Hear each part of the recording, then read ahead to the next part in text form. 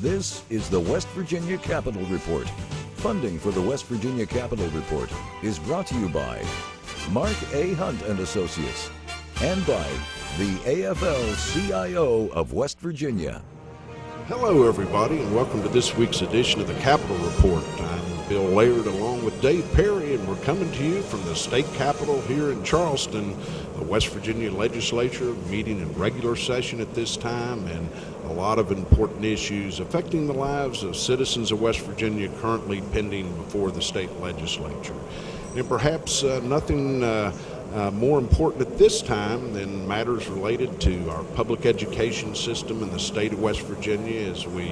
As we currently sit, a work action is currently on the horizon pending before the citizens of this state. And we have with us, Dave, two great guests that certainly are important to that discussion and the decision-making process as it relates to our public school system. So this time, if you'd like to introduce our guests. Yes, we're glad to have with us today Dale Lee, President of the WVEA, and Christine Campbell, President of the AFT. And, of course, they represent some 20,000 teachers and 200,000 other state employees across the state. Absolutely. And again, welcome to the Capitol Report. And again, I guess the first obvious question is the current status in terms of our viewers. Where are we in terms of the dialogue, discussion, negotiations? Obviously, when you're looking at a work action that can result in the displacement of students, and certainly your responsibilities to represent teachers. Important discussions underway right now. And I guess my first question would be if you could just explain to our viewers a little bit about where things lie from your perspective right now. Well, we actually have had open dialogue up to a certain point, and talking with leadership in the House and the Senate. We felt like we were getting some movement on the House side with leadership, and then things kind of broke down last week. People are increasingly frustrated by the lack of activity, but there are some good things that are happening. We know PEIA is voting today to address this particular budget year when it comes to our health care. And we can talk about, or have been talking about, the opportunity for a task force moving forward that we believe should include compensation and benefits to bring all the people to the table and really talk about long-term solutions. So as far as that goes, the PEIA thing has moved in a positive direction, and there have been some bills to try to address it. But again, we're still looking for long-term solutions and making sure that we dedicate funding to offset the rising costs of health care and their benefits and premiums in the future. And as far as our locals are concerned, they're working hard to set up food banks and daycare for students so that the parents will have an option, a place that they can take their kids, and those kids who rely so heavily on the school meals and school lunches for their meals, we're taking care of those issues. We're establishing food centers, we're working with local churches to do the backpacks and do them early so that we're making sure that kids are not going to suffer during this time of the work outage. You have to remember that a large part of this is doing it for the kids, because teachers' working conditions are students' learning conditions. And we have to ensure that every child has a great quality education. And you show the compassion of teachers, because we didn't even have to say anything to our local leaders. They immediately, as soon as the action was called, they immediately started looking at these things and looking at these ways to take care of the kids in their communities. Of course, looking to the future, Dale, we have a work action this weekend. Are there future plans if the legislature doesn't move? What could we anticipate there? Yeah, we will have to look after the weekend. We'll have to go back and look at everything happening. There may be injunctions from the courts But we're going to assess everything after Friday and make the decisions that are best from there. We can't tell you exactly what it's going to be at this time because we don't know how the courts are going to react. Well, that's what's hard for folks who are in the middle of it and folks who are looking on, because the legislative process is kind of slow and fast at the same time. Everything is changing every single day, at least, 3 times a day sometimes. So we are trying to make sure that, first and foremost, the students have a place to be, they have food, that we are actually bringing the community in for informational pickets at the local level, but also bringing folks to Charleston, because this is where change needs to happen. And as we progress, we want to have the ability to sit down and see where we can get, but also at the same time, if there's no will to really do something that's going to fill these vacancies and benefit public education, then we are prepared to continue different types of action. I understand that you all represent, like I said, there's 20,000 teachers across the state on PEIA, but more importantly than there's 200,000 people on PEIA. So in essence, you all are representing 90-some% of PEIA recipients, while you just have teachers involved at this point. Well, we are out there trying to make the changes to PEIA, but this is really 4-pronged. It's PEIA, it's a salary issue for educators, it's the lack of respect with doing things like trying to do away with seniority, and then finally it's trying to silence their voice with bills like the paycheck protection, or paycheck deception as we call it. But let's make one thing perfectly clear. Unlike the majority leader who spoke yesterday and called us the union bosses and says we're not giving information out there to our members know every day. We send a legislative update out every day telling them exactly what's going on in the legislature, what bills are being discussed, what bills are being passed. They know day by day, almost hourly by hourly, with the tweets and everything that we're sending out, what's going on. We're not keeping anyone in the dark. Our members are very informed. They are doing the research themselves. They know exactly what's going on, and to insinuate that we're not being truthful with our members is really just an insult, and it's adding more fuel to this flame. Well, and when we did the authorization votes, all of this came from the local level up. The authorization was to give us the authority to call an action so that it is coordinated, and that so people did have time to be informed on the issues, be informed on the risks, the potential rewards, and making sure that their voice, it is about them, and they do it for the students. So to use terms like union bosses calling this, that, and the other, we were authorized to do that at the local level. And when you use phrases like that, it just, as Dale said, it just inflames the anger. It's a little bit difficult to negotiate in good faith with inflammatory language. And not only the language, but the bills that they're passing. When you're looking at punitive measures like the paycheck protection, the retirement bill, Senate Bill 494, and even though it was amended yesterday to exclude us, to grandfather us in, it's still punitive to anyone who follows us. And those types of things are not helpful when you're trying to negotiate and trying to come up with a settlement to this. That just really it makes no sense to me on why they want to continue to do. So it would be your feeling, if these bills were pulled back, that you could move forward in a more progressive manner? Oh, absolutely. Absolutely. And that's what we've tried to tell them, that you have to take certain things off the table. Let me ask this, and again, for those persons following the news, a very impressive show of support here this past weekend. A large gathering of people here at the state capitol. It appears your membership is engaged and energized and certainly interested in the outcome of this. And And Christina, you described sort of the process going into this of how you all are authorized by your membership. And again, the WVEA and the AFT are both membership-driven organizations. I mean, you all take it back to the membership.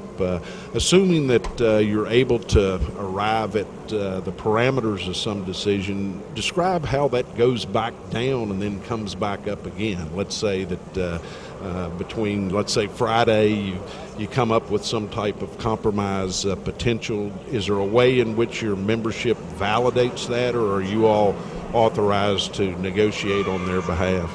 Well, we have been negotiating on their behalf, which is the whole point of an authorization and having, we're elected leaders. That's the difference between the union boss and what we are, is we actually were elected by the membership to represent the members here and beyond and throughout all aspects of public education. So where we are now, these folks are frustrated. They want to see some movement. So we would like to see that movement as well, and which is why we are collaborating in a WVEA, AFT. We also are working with West Virginia School Service Personnel Association because we all are united. We all want to make sure that any kind of competitive pay or compensation and benefits affects teachers, service personnel. Those are the folks who are actually taking action right now. But it also affects the state police and it affects all the public employees. So in any conversation, we're saying what we need for one, we need for all, because that is what would show our members and the rest of the public that education and public services is a priority in West Virginia. It would appear that you all have done everything possible to inform the public, to look after students, and I know both of you have made it emphatically known that you want to see athletics continue, and that the state tournaments and the economic impact on those activities would not be affected. Well, what we want to do is to have that's not a call either one of us make. That's a decision of the state superintendent or the county superintendents. What we're telling people is to go have your voices heard. There's just as many people who want to see it stopped as want to see it continue, and those are discussions that you need to have in the county. We're going to support any decision that you make. We were asked at a press conference, I was asked at a press conference as a former coach, I believe that those things should continue, that the kids have worked very hard to get to that point, and we want to make sure that they have those opportunities. But again, it's not a decision that we make. It's a decision that superintendents make. Absolutely. Well, you know, our time has expired, as they say. But again, you know, to Dale Lees, the president of the West Virginia Education Association, to Christine Campbell, American Federation of Teachers, good luck to you all, you know, this week, and continuing the discussion and dialogue necessary to address this important public policy issues, and certainly the interests of our children, the interests of those that teach our children is a very important matter to the citizens of West Virginia. So good luck in your continued efforts.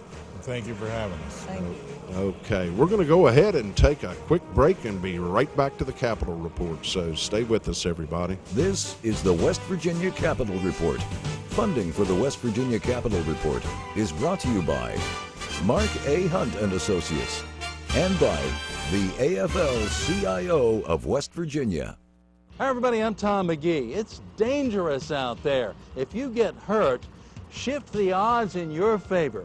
Call Mark Hunt to get your just compensation and compensation for your injury.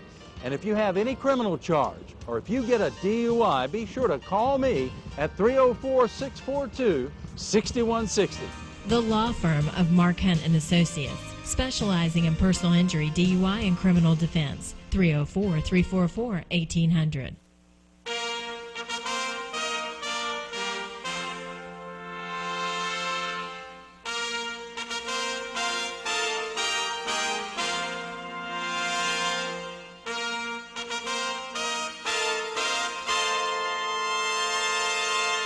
From under the Gold Dome in Charleston, this is the West Virginia Capitol Report. Welcome back to the Capitol Report as we continue today's program from the West Virginia State Capitol in Charleston. Again, the West Virginia Legislature in regular session, taking up a number of important issues affecting the lives of the citizens of the state of West Virginia. And there is nothing more important to our citizens and the communities in which we live than public safety. And certainly an important responsibility of the state of West Virginia is to provide for ways in which we can make our communities safe and secure in which we live. And we're very pleased to have with us today a special guest, Mr. Greg Baker, who is president of the West Virginia Troopers Association, representing state troopers all over the state of West Virginia. And Greg, welcome to the Capitol Report. Well, thank you for having me. You bet. And again, I'll start off by saying, certainly the interests of our troopers. It's important for us to recruit highly qualified and capable people to meet the work demands of a state trooper, and retaining that workforce. A lot of things, I guess, go into building, the traditions we've learned to expect. The West Virginia state troopers are very proud, have quite a history and legacy in this state. And if you could maybe explain to our viewers a little bit about where we stand in terms of our state troopers as an organization. Right now, the West Virginia State Police hasn't had a cadet class since 2014. We're down approximately 85 troopers across the state. The pay issue within West Virginia, we're number 9 in pay. That's within West Virginia. There's 8 city and county agencies paying their officers more than what troopers make, and it makes it hard to recruit. We're losing people going to their agencies versus them coming to ours. Our guys are on call 24/7. We go from midnight to 8 in the morning. Guys are on standby waiting for the phone to ring. They have to get up and answer calls. When it rains, when it snows, when there's floods, when there's natural disasters, troopers are constantly doing their job. No matter what time of day it is, they have to respond.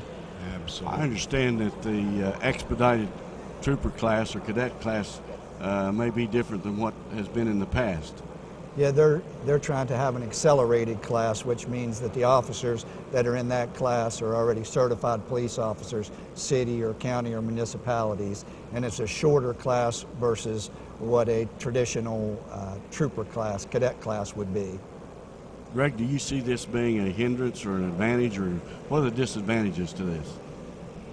The disadvantage is they don't get as much training, but the advantage is we're losing guys every day. We're down 85 right now, and before this class is able to help us, we're going to be down over 100 troopers.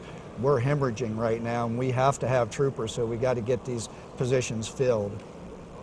You know, Greg, the implications of inaction, should the resources not be provided if they weren't able to meet staffing needs? I guess the nature of 55 counties, where the geography and typography of this state, it's such that local detachments are truly where the rubber meets the road as far as services from the West Virginia State Police. If you're dispatched for calls for service through a 911 system, I think folks just believe that if you call 911, somebody's going to be there to send, and that's not always the case if you can't afford to staff those detachments with the minimum required to get the job done. That's correct. Right now we have over 30 detachments across the state that have less than 6 troopers, and that's counting 6 sergeants,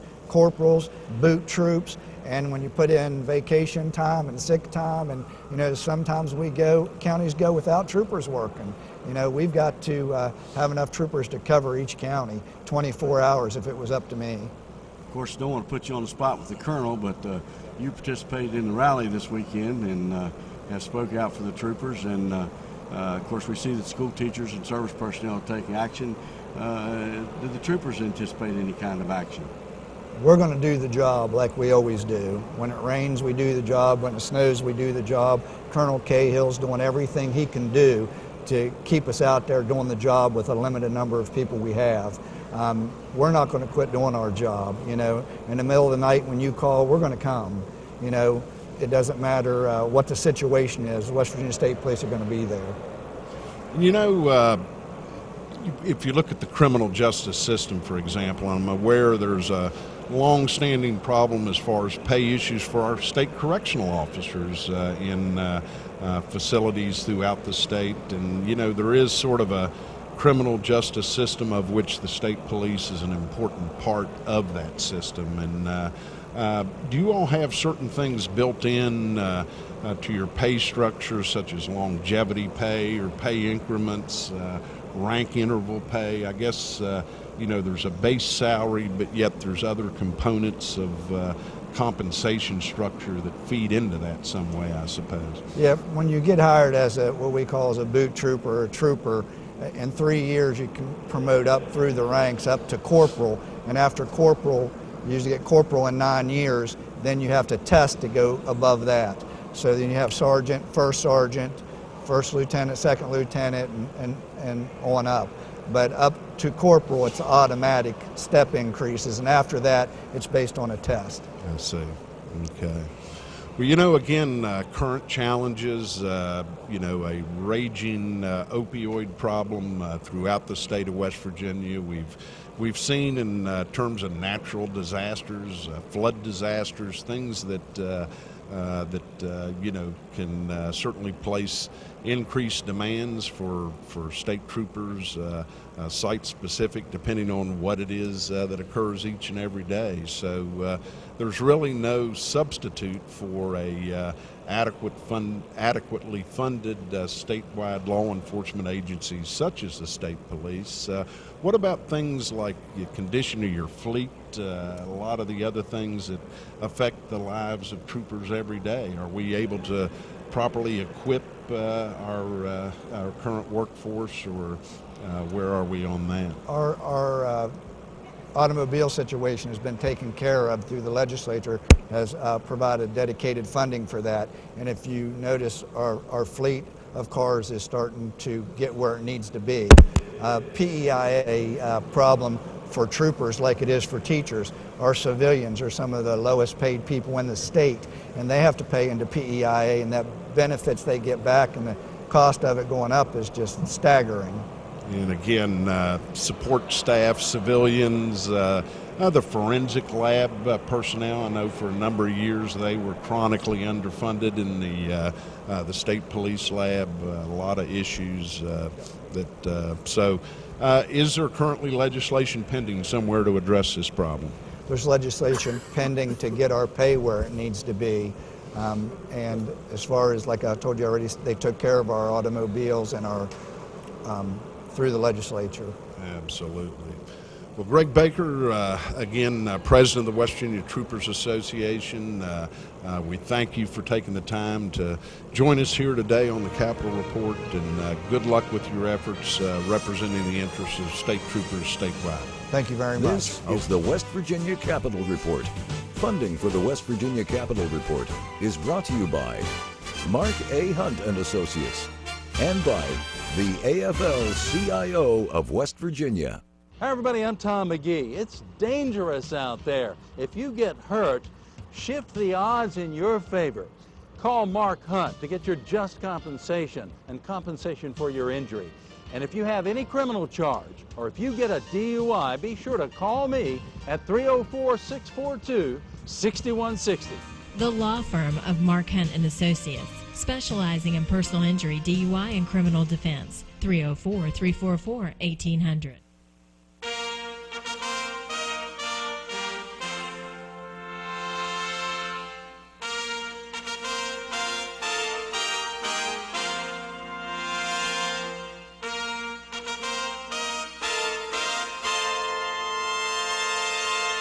From under the Gold Dome in Charleston, this is the West Virginia Capitol Report. Welcome back to the Capitol Report, where we're joined by special guests, no stranger of the Capitol Report, Josh Sword, the president of the West Virginia AFL-CIO. And Josh, welcome to the Capitol Report. And buddy, Didn't have an opportunity to be here myself, but I understand this past Saturday, just a tremendous show of support here at the state capitol is working families, people from all over the state of West Virginia assembled here as part of our democracy to express their concerns about current issues of the day. And I know you were a speaker at that. Pretty forceful statement made there Saturday. Well, first of all, appreciate the opportunity to be back here, Bill and Dave. It was. What an amazing event. We've seen estimated numbers as high as 10,000 people here on Saturday in literally the worst possible weather environment imaginable. In a show and a sign of solidarity like we haven't seen for some time here in West Virginia, in support of our public employees, our teachers, our school service personnel, state employees who are just fighting for a livable wage and fair benefits. Nothing more, nothing less.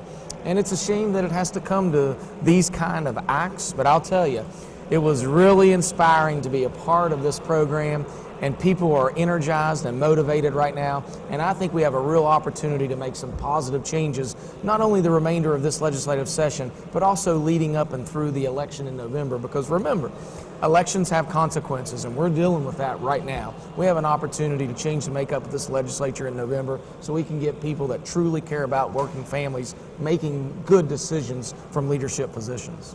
Josh, I think you hit the nail on the head when you said working families. Working families over the last several legislative sessions have been forgotten, and statutes that affect working families have very much affected the lives of West Virginians as far as benefits, as far as pay, as far as those things that make monthly payments possible and so forth. We care about three things primarily: fair wages, good benefits, and a safe workplace. And what we've seen the last 4 legislative sessions now is literally an attack on all three. We're fed up with it. We've got to do something about it.